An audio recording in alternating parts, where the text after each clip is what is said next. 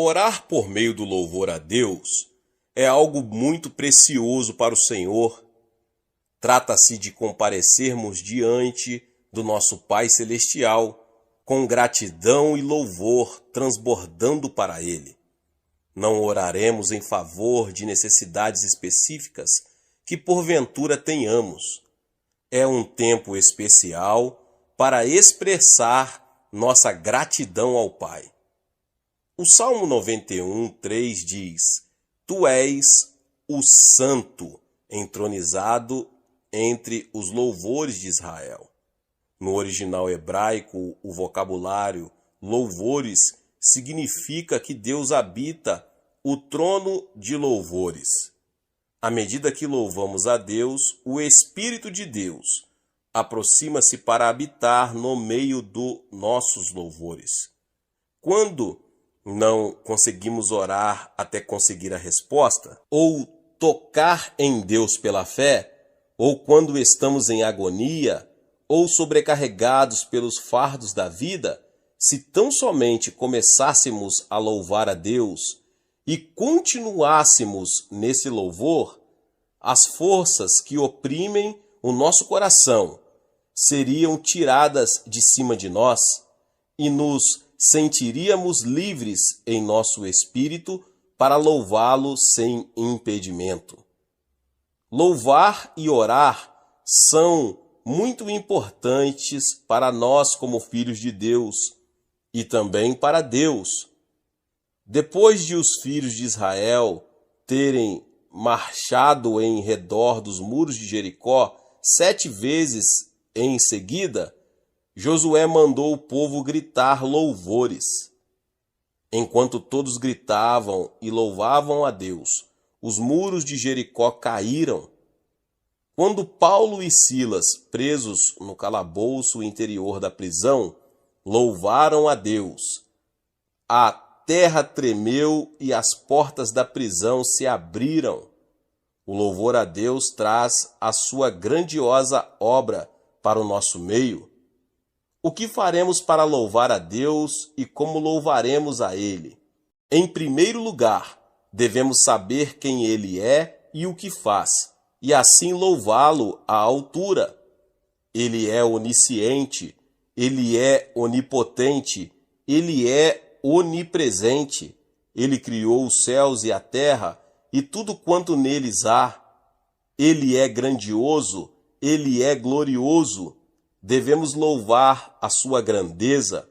Ele é santo, Ele é justo, Ele é amoroso. Podemos dar graças a Deus pela sua bondade. Devemos lembrar-nos da sua graça que nos foi dada e louvá-lo. Ele nos deu o seu Espírito Santo a fim de que possamos viver uma vida santificada. Ele nos cura, Ele nos tirou a maldição e nos deu as bênçãos de Abraão. Ele nos livrou da morte e do inferno e nos deu a vida eterna. Devemos louvá-lo por tudo. Ele opera em nós para deixar-nos com bem-estar e saúde à medida que nosso espírito é vivificado mediante Jesus Cristo. Ele nos deu vida mais abundante. No decurso da nossa vida temos recebido inúmeras de suas maravilhosas benevolências. Quando passávamos pelas aflições e sofrimentos da vida, Ele nos livrou fielmente e continuamos vivendo nas suas bênçãos abundantes. Devemos relembrar com louvor essas muitas bênçãos, lembrando-nos da sua bondade em nosso passado e esperando a sua bondade para o restante de nossa vida. Sempre teremos muitos motivos para louvá-lo. A nobreza da verdadeira fé cristã vê-se em nossas ações de graça e louvor a Ele. A palavra de Deus afirma: aquele que oferece sacrifício de louvor me glorifica, e aquele que bem ordena o seu caminho, eu mostrarei a salvação de Deus. Salmo 50:23. As ações de graça e o louvor devem ser dirigidos somente a Deus. Se às vezes nada temos em mente para pedir a Deus, o simples fato de ficarmos sentados na sua presença, adorando e louvando, deixa-nos desfrutar da sua graça. Há muitos anos, quando fundávamos nossa primeira igreja em Buvandong, numa área de favelas em Seul, certo ancião que vinha fielmente às reuniões de oração de manhã cedo orava assim: Deus Pai, só quero agradecer-te, só te agradeço, Pai. Obrigado, obrigado. Todas as manhãs ouvíamos a sua oração, oferecendo ações de graça e louvores a Deus. Começava seu período de oração com ações de graça e o terminava com ações de graça. Eu, como pastor jovem, não conseguia entender por que ele dedicava tanto tempo para simplesmente dizer obrigado, Deus, e louvar ao Senhor. Mas agora, depois de muitos anos de ministério, ao refletir sobre a oração do ancião, que se sentava numa esteira surrada de palha de arroz, reconheço que esse homem tinha fé profunda e grande estima pela bondade de Deus para com ele. Refletindo sobre a minha vida, nada tenho que oferecer ao meu Pai, senão gratidão por todos os aspectos da minha vida. Até nos mínimos detalhes da minha vida, tudo tenho recebido mediante a sua graça. O salmista Davi foi reconhecido como um homem segundo o coração de Deus, porque ele foi quem mais louvou a Deus. Ele deixou-nos muitos salmos de louvor para que os entoemos também. Nós, os cristãos, lembramos-nos do exemplo de Davi. Não devemos negligenciar a oração de louvor ao nosso Pai. Glória a Deus, Deus abençoe a vida dos irmãos e irmãs que ouviram essa palavra. Se você que chegou aqui talvez pela primeira vez e ainda não é inscrito aqui no canal, se inscreva no canal e ative o sininho das notificações. Todos os dias são postados vídeos abençoados aqui no canal para te abençoar. Deixe também o seu like, não esqueça, meus irmãos e irmãs, de compartilhar este vídeo com mais pessoas. Nos vemos nos próximos vídeos. Amém. Alguns anos atrás, eu viajava por vários países. Em certo país, preguei cerca de 30 vezes a grupos que contavam com um total de mais de 25 mil pessoas. Embora alguma destas reuniões tivessem resultados espirituais duradouros, fiquei grandemente perturbado pela condição da maioria das igrejas nesse país. Havia muitas igrejas lindas, mas aos domingos quase todas encontravam-se vazias. Até mesmo os crentes que iam à igreja pareciam inquietos e desambientados, mais como um grupo de órfãos que uma família de crentes. Muitos desses crentes eram gente boa, mas seu conhecimento da vontade de Deus para suas vidas era limitado, e sua alegria parecia ainda menor. Haviam parado de permitir que Cristo vivesse e vibrasse em suas lidas diárias. Perderam de vista a necessidade de experimentar a Deus diariamente. Uma vez que Deus não era uma realidade vibrante em seu viver diário, todos os problemas pareciam maiores. Não estavam continuamente sintonizados com a voz que lhes daria a direção correta. Iluminavam suas vidas cristãs com uma lâmpada de 40 watts. Embora o poder de Deus lhe desse eletricidade suficiente para iluminar seu mundo todo. E tal acontece, muitas vezes, com cada um de nós. Nós, os crentes, temos ouvido com frequência a respeito da graça de Cristo. Esta palavra tinha um conteúdo vivo no começo de nosso viver como crente. Embora ela ainda agrade ao ouvido, há muito ela tem se tornado apenas uma expressão teológica. No grego, graça é charis. Quando os gregos mais experientes veem um lindo cenário, uma montanha alta e verde com regatos cristalinos, dizem cariz. Quando ouvem música de uma beleza que prende a mente, levando às alturas do deleite, dizem cariz. Cariz refere-se a um elemento especial da beleza natural, nas belas artes, na música e nas lindas canções dos seres humanos. A graça é provida mediante a vida de Cristo na terra e sua morte na cruz. Por meio da aceitação da sua graça, pela fé, Cristo vem a você e o transforma em uma criatura de beleza. Ele muda o seu caráter e, à medida que você lhe permite, ele cria e desenvolve em você uma linda e nova personalidade. Ele pode tornar lindo o seu lar. Ele pode tornar maravilhosa a sua vida. Em Efésios 1:6 lemos: a riqueza da sua graça, que Deus derramou abundantemente sobre nós. Esta é uma graça que não deve ser experimentada apenas uma vez em sua vida, mas em muitas ocasiões. Cerca de 20 anos atrás, minha sogra e eu visitamos uma das piores casas que já vimos. A família que aí residia tinha 10 filhos, mas era destituída de posses materiais.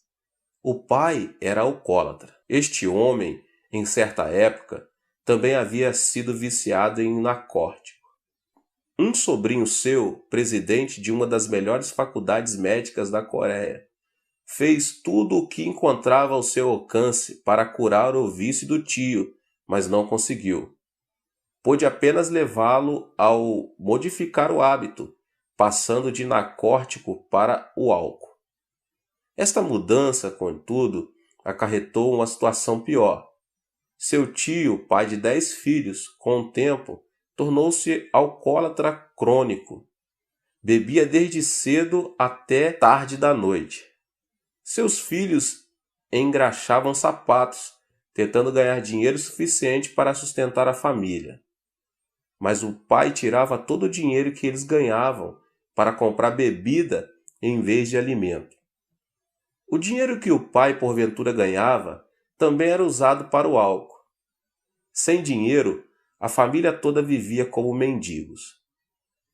Quando tive a oportunidade de falar com a esposa dele a respeito da vida em Jesus Cristo, ela encontrava-se muito triste. Estava magra por causa da má nutrição. Tinha problemas cardíacos e dores estomacais, e seu estado mental era de profunda depressão. Enquanto falava com ela, ela não queria me ouvir. Quero morrer, respondeu ela. A melhor coisa que poderia acontecer comigo é a morte. Por causa do amor que tenho à minha família, não cometerei o suicídio. Senhor, seja bom para comigo.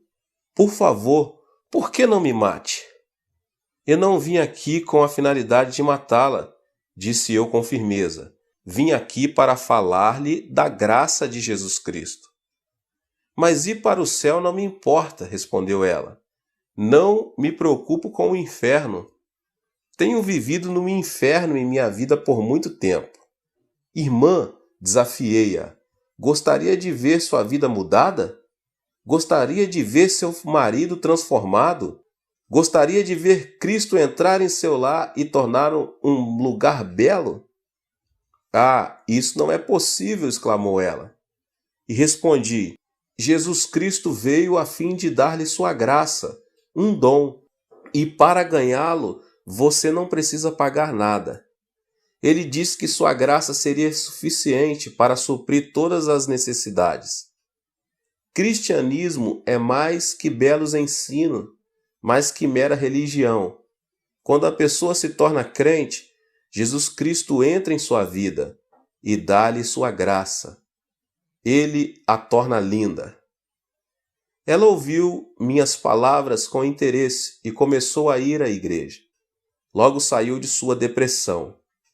Deus curou-lhe as dores estomacais e os problemas cardíacos. Ela decidiu ser crente e tornou-se uma pessoa linda. Sua personalidade foi transformada pelo poder de Cristo. Desta época em diante, minha sogra e eu oramos com ela para que seu marido fosse liberto do alcoolismo. Todos os que ouviam falar que estávamos orando por seu marido riam-se de nós. Muitas vezes, ele próprio ia à igreja a fim de ridicularizar-nos. Contudo, persistíamos em nossas orações a Deus. Sabíamos que a graça de Jesus Cristo podia mudar seus desejos e personalidade. Passaram-se alguns meses. Certa manhã, levantei-me às 4 horas para nossa reunião diária de oração. Depois de apresentar o sermão, todos nós começamos a orar. De súbito, senti-me como se caísse em profundo sono. Parecia que meu espírito estava sendo levado e eu podia ver a glória do céu. Então a voz de Cristo falou ao meu coração: Meu filho, ouvi suas orações. Fiquei tomado de alegria, corri para minha sogra dizendo: Mãe, Jesus ouviu nossas orações. Mais tarde, enquanto tomávamos o café da manhã, um dos filhos do alcoólatra veio até minha casa. Em suas mãos, uma mensagem. O pai estava morrendo. Fiquei espantado.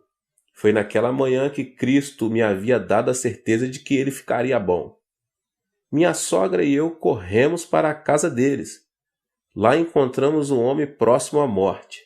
Sua esposa disse-nos tristemente: Ele tem gritado a noite toda, está morrendo e ameaça matar-nos a todos. Enquanto o ouvia gritar, pude perceber alguma coisa a mais. Ele não morria de verdade. Satanás, contudo, tinha se apoderado de sua vida e mente, levando-o a pensar e a agir como se a morte logo seria uma realidade. Assim, unimos-nos e oramos, repreendendo o espírito de Satanás. Reivindicamos a vitória em nome do Senhor Jesus Cristo. Então sentimos a linda presença do Senhor. Instantaneamente o homem caiu em um profundo sono. Deixamos-nos a casa crendo em Deus e louvando-o pela vitória. Jesus havia tocado o alcoólatra com sua graça. Desde esse dia, ele não mais tomou uma gota de algum álcool sequer. A graça de Deus começou a fazer dele uma pessoa diferente. Seus amigos começaram a ajudá-lo. Certo amigo deu à família um saco de arroz e o pai trouxe-o para casa em vez de vendê-lo a fim de comprar bebida. Era a primeira vez que ele trazia arroz para casa em 10 anos. A esposa dele ficou tão comovida que começou a chorar. Então ela se lembrou de meu sermão sobre pagar o dízimo. Ela separou a 10ª parte do arroz, mas não se sentia à vontade em dá-la a Deus. Ora, Jesus, argumentava ela, tu sabes que precisamos deste arroz. Compreenderás se não dermos o dízimo dele. Assim, ela colocou a 10ª parte do arroz de volta no saco. De novo, porém, lembrou-se do princípio divino do dízimo e novamente tirou um 10º. Depois de algum tempo, despejou o arroz de volta no saco. Era grande sua luta interior. Às 4 horas da manhã seguinte, com grande esforço, ela separou a 10ª parte do arroz novamente. Saiu de casa e começou a andar a caminho da igreja. Enquanto andava, lágrimas inundavam-lhe os olhos. Não podendo ver a estrada com clareza, tropeçou e caiu muitas vezes.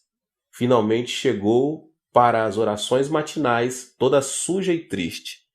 Entregou o arroz, caiu ao chão e chorou. Ela parecia tão triste que me deu vontade de dar-lhe o arroz de volta, mas não o fiz. Ela tinha que aprender os princípios básicos da vida cristã. Tinha que aprender a experimentar a graça de Cristo diariamente. Então oramos juntos e abençoei-a em nome de Jesus. Um mês mais tarde, ela veio correndo à nossa casa. Pastor, pastor, exclamou ela, Aconteceu um milagre. O que aconteceu? Perguntei. Ela respondeu alegre. Temos comido daquele saco de arroz por mais de um mês. Esta manhã meu marido perguntou-me como é que eu conseguia alimentar a família com um único saco de arroz. Ele já durou por mais de um mês.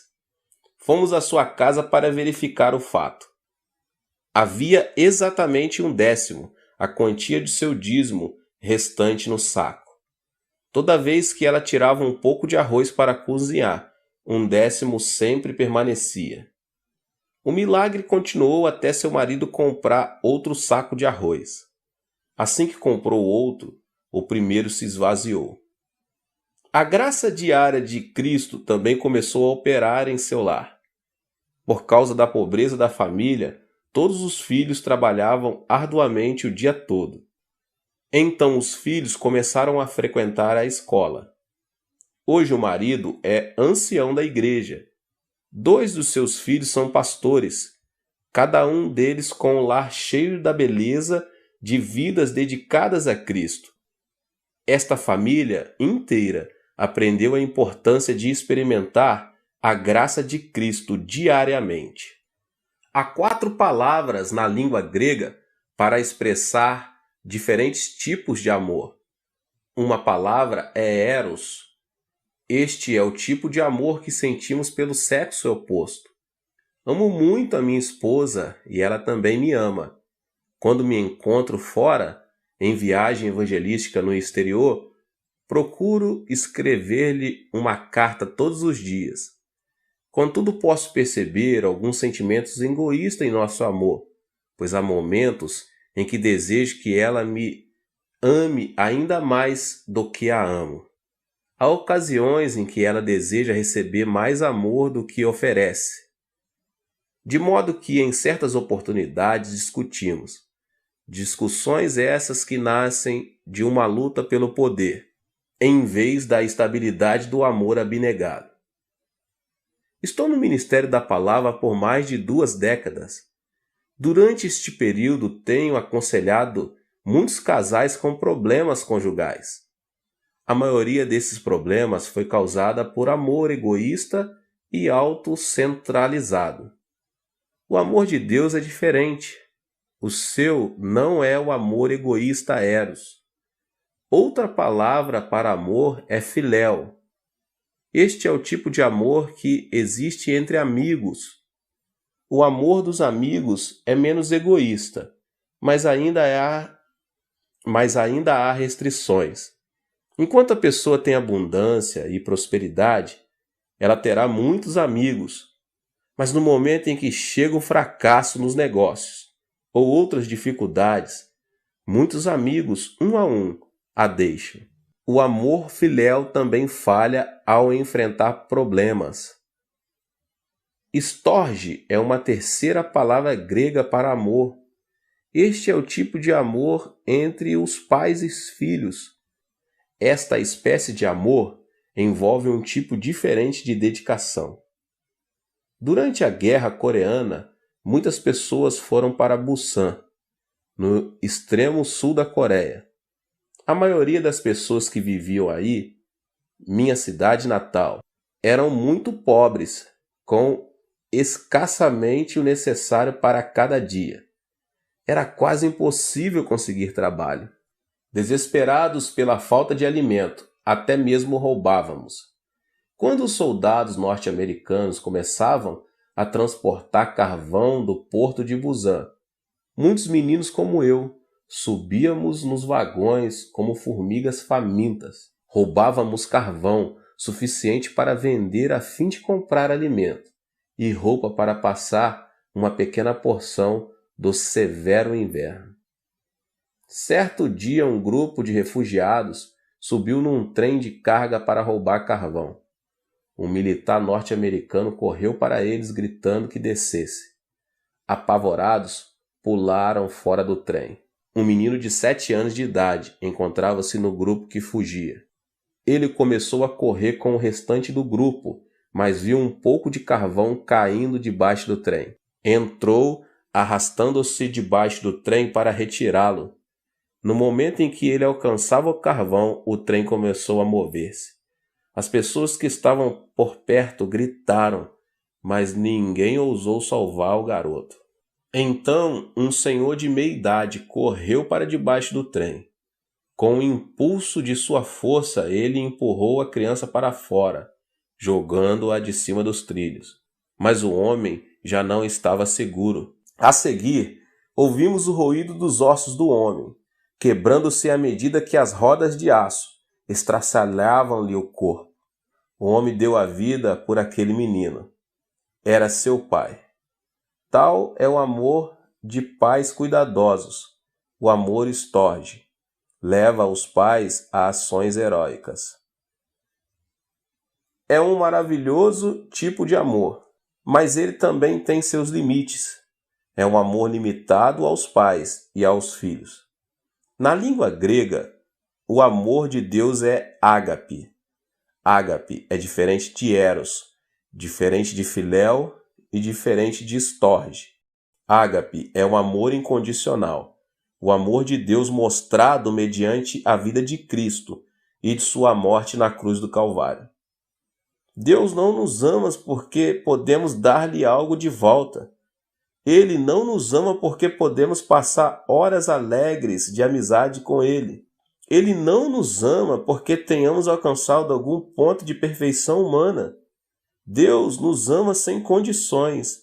Deus é amor e é de sua natureza amar.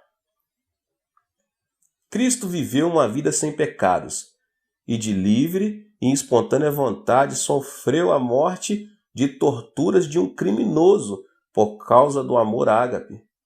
Cristo sofreu na cruz a morte que era nossa. Por meio de Cristo, Deus provou que nos ama, a você e a mim, a despeito de nossos pecados, nossas fraquezas e do fato de não merecermos o seu amor. Se você colocar sua fé em Deus, Ele pode purificá-lo dos seus pecados e conceder-lhe o perdão. Com a ressurreição de Jesus, provou-se o poder de Deus, poder que pode dar força às nossas debilidades. Deus apresenta um convite a todos nós. Vinde a mim, todos os que estáis cansados e sobrecarregados, e eu vos aliviarei. Isto está em Mateus 11, 28. O amor de Deus é amor para hoje, amor pelo qual você e eu podemos viver. Jamais tenha dúvida de que você é profundamente amado por Deus. Você tem a habilidade e o privilégio de falar diariamente com Ele, diretamente com Ele também. Não se preocupe com os pecados passados. Deus pode conceder-lhe perdão mediante a fé em Cristo. Não se preocupe com os seus fracassos. Deus pode dar-lhe a força para vencer e ter sucesso. Não se preocupe com suas insuficiências. Mediante Cristo você é fortalecido. Não se preocupe com suas frustrações. Deus mostrou que a frustração última, a morte, é impotente perante sua vontade. Grande parte da Bíblia ocupa-se com o relato do amor de Deus ao homem. Leia-a diariamente e deixe que ela fale do amor de Deus a você. Faça da oração parte de suas atividades diárias. Converse com Deus com honestidade e do íntimo do seu coração e mente. Permita que Deus lhe responda com palavras de amor e sabedoria. Deus o ama profundamente. Paulo termina a segunda carta aos Coríntios com estas palavras: a graça do Senhor Jesus Cristo e o amor de Deus e a comunhão do Espírito Santo seja com todos vocês. 2 Coríntios 13:13. Nestas palavras, o apóstolo Paulo reconheceu a importância de experimentarmos a graça de Cristo e o amor de Deus. Ele também aponta o terceiro aspecto, a presença do Espírito Santo. Se parafrasearmos este versículo diretamente na língua grega, teríamos: a graça de Jesus Cristo e o amor de Deus estejam em vós mediante a comunhão do Espírito Santo. O Espírito Santo é o meio pelo qual recebemos a graça de Jesus e o amor de Deus. A palavra grega para comunhão neste versículo é koinonia, que significa companheirismo, a qual envolve 3 aspectos distintos. Os dias do Antigo Testamento foram a época em que o nosso Pai Celestial lidou com o homem mais diretamente que nas eras seguintes. Então o Pai enviou seu Filho, Jesus Cristo, que viveu e andou entre os homens por 33 anos. Enquanto vivia na terra, Cristo falou de outro que viria depois dele. E rogarei ao Pai, e ele vos dará outro Consolador, a fim de que esteja para sempre convosco, o Consolador, o Espírito Santo, que o Pai enviará em meu nome. Esse vos ensinará todas as coisas, e vos fará lembrar de tudo o que vos tenho dito. João 14, 16 e 26. Hoje, mediante a pessoa do Espírito Santo, podemos experimentar o amor de Deus e a graça de Cristo. O Espírito Santo é uma pessoa, o terceiro membro do Deus triuno e uno. Não podemos verdadeiramente conhecer a pessoa somente por seu nome, nem mesmo mediante uma apresentação formal ou uma polida de troca de cumprimentos. Só conhecemos uma pessoa por meio da comunhão íntima e do partilhar amor mútuo. A fim de termos comunhão com essa pessoa, devemos compreender um ao outro, falar um com o outro, partilhar ideias, temores, sonhos e esperanças. A fim de experimentar Deus diariamente, é preciso que tenhamos este tipo de comunhão com o Espírito Santo. Devemos dar-lhe acolhida em nosso coração, falar com ele sinceramente e desfrutar de sua presença. Muitos seminários teológicos famosos têm enviado alunos para falarem comigo. Desejam saber o segredo do êxito de meu ministério. Minha resposta tem sido: tenho tido sucesso por causa do Espírito Santo. É importante reconhecer e apreciar a presença do Espírito Santo. Sempre que subo ao púlpito para pregar, oro: querido Espírito Santo, guia os meus pensamentos e abençoa as palavras que vou falar. Depois eu oro: querido Espírito Santo, abençoa muitos durante este culto. Terminada a pregação, oro dizendo: querido Espírito Santo, obrigado por teu precioso poder.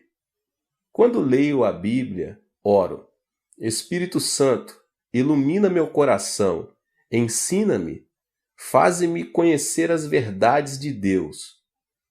Receba o Espírito Santo nas atividades diárias da sua vida. Não importa quais insignificantes possam parecer. Dependa dele e diga-lhe o quanto você o ama. Só então começa a verdadeira comunhão com o Espírito Santo. Lembre-se, ele estará para sempre convosco. João 14,16. Koinonia também significa associação, parceria. Sem o Espírito Santo como nosso sócio, jamais poderemos realizar nada de grande para Deus. Esta é uma das razões principais porque muitas igrejas tornam-se vazias e por este motivo que muitos jovens estão saindo da igreja. Sem o Espírito Santo, o reino de Deus não pode ser adequadamente construído e não podemos experimentar a graça de Jesus e o amor de Deus. Quando vou a outros países, onde falam uma língua que não conheço, tenho de usar intérpretes a fim de comunicar-me com as pessoas. Falo em inglês e o intérprete traduz meus pensamentos e minhas palavras para a sua língua nativa. Em certo sentido, somos parceiros. Se esta parceria funcionar bem, o culto terá êxito. Se nossa parceria for rompida, as pessoas que nos ouvem não compreenderão a mensagem e o culto será um fracasso. Você já parou para pensar que pode ter existido fracassos espirituais em sua vida de fé? Fica a imaginar porque há pouco êxito em sua vida de oração? Você sabe por que os milagres não são abundantes em seu andar cristão? é porque você tem falhado em sua associação diária adequada com o Espírito Santo. Mas quando você, com sinceridade, convidar o Espírito Santo a entrar em sua vida, ele estabelecerá uma associação sobrenatural com você. Você então terá parceria no negócio de construção do reino de Deus. O Espírito torna-se seu sócio majoritário. Você passa a ser o sócio secundário. Se você não der ouvidos ao sócio principal, terá fracasso no construir o reino de Deus. É preciso que você peça que o Espírito Santo seja seu sócio principal. Ele tem estado com vocês, mas tem sido negligenciado, tem sido maltratado. Você deve dar-lhe boas-vindas e convidá-lo a entrar em sua vida cristã como sócio principal. Ele orará por você. Ele orará por meio de você.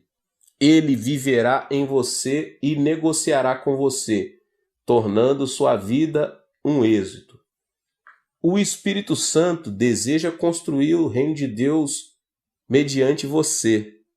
Ele deseja dar-lhe o poder de Deus que somente uma associação profunda com ele pode desenvolver. Koinonia propõe transporte. Transporte é um serviço de que todos nós necessitamos. Quando a pessoa desejar ir a outro país, geralmente vai de avião, de trem ou de carro.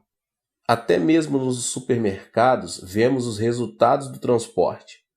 O alimento e legumes que aí se encontram foram trazidos de lugares distantes, e o transporte desses bens enriquece-nos a vida.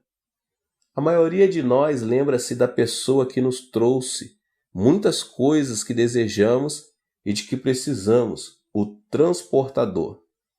Ele já nos trouxe de tudo, desde alimento até aparelhos de televisão.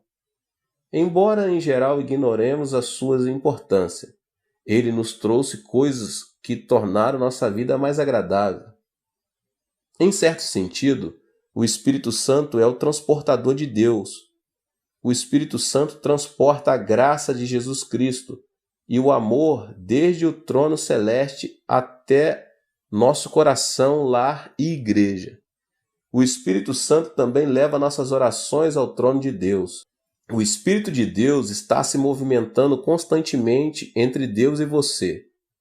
Ele é o dom de Deus para você, o responsável para entregar aos que têm fé todos os dons de Deus, responsável pelas respostas a todas as orações baseadas na direção divina. Ele tem deleite em suas responsabilidades, pois é seu desejo obedecer à ordem do Pai. Para uma vida cristã de poder, é preciso que você experimente a Deus diariamente. Jesus Cristo deu-lhe a graça que o torna lindo. No termo cuidado de Deus, ele lhe deu o amor pelo qual viver. Mediante a comunhão com o Espírito Santo e a graça de Cristo, o amor de Deus pode ser seu. Faça do Espírito Santo seu sócio principal e deixe que o poder, a graça e o amor de Deus fluam livremente em sua vida. Experimente a Deus diariamente e permita que a vibração dessa experiência irradie para todos os que estão ao seu redor. Deus te abençoe mais uma vez. Espero que você tenha gostado. Se inscreva aqui no canal e ative as notificações para que você não perca nenhum vídeo. Tem muitos vídeos aqui do pastor David Poyong Cho. Não esqueça de deixar aqui o seu like e também compartilhar com as pessoas que você mais ama. Deus te abençoe e nos vemos nos próximos vídeos. Tchau. Seja membro do canal Vinícius Siqueira e obtenha benefícios que só os membros têm. Então, você que já é inscrito no canal e ativou o sininho das notificações, logo você vê o botão Seja Membro, clique nele e obtenha os benefícios. E o primeiro benefício é que você tem uma mensagem destacada. Quando você faz um comentário aqui no canal, você tem um destaque na sua mensagem. E isso é muito importante porque você mostra para os outros que você apoia este canal. E outro benefício que você tem é que você pode compartilhar os devocionais diários, que são 365 devocionais, que são postados todos os dias aqui no canal. Existe um grupo específico e a pessoa recebe um link que é direcionado para o grupo. E nesse grupo você tem todos os devocionais de todos os dias do mês, que você recebe logo pela manhã, e você tem o benefício de compartilhar esses devocionais com os seus contatos. Esse benefício é apenas para os membros. No YouTube não tem como compartilhar os devocionais, apenas ler na comunidade do YouTube, mas quem é membro tem o benefício de compartilhar com todos os seus contatos e as suas redes sociais. Seja membro!